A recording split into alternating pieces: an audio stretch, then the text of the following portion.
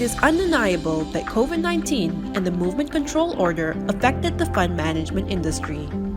But what will the industry be like moving forward?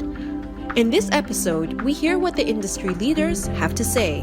Well, I guess from a longer term perspective, I'm rather optimistic. The industry is vibrant.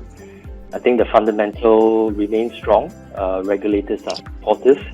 It's almost half a trillion industry in Malaysia.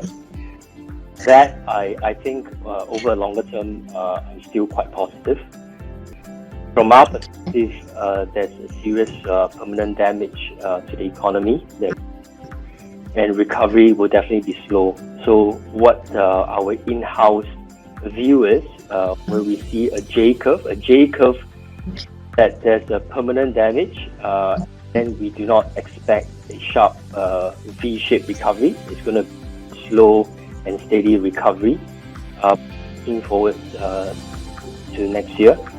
With the market remain volatile and the global economy still uncertain, we foresee UTS and PRS would be playing a very important role, a more important role in fact, in our wealth management, as investors need professional advice and management. Since I think over a longer time, investors may seek advice from professionals. So I think eventually UTC, our consultant, will need to be very hands-on to manage to service our investors. I would say with the prolonged pandemic and also probably the availability of the vaccine, this may actually lead to perhaps more volatile market environment. And indeed, with this, we may see investors remain to be cautious in the sense that may still remain to be in a lower risk asset class.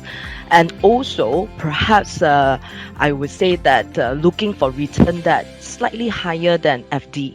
So I think we may see a shift of investor in the sense that rather defensive in the asset allocation strategy. The unit trust scheme and private retirement scheme industry remains vibrant due to strong fundamentals and regulatory support. At the same time, our industry leaders believe that investors will take a more defensive approach, and consultants will be needed to help guide investors.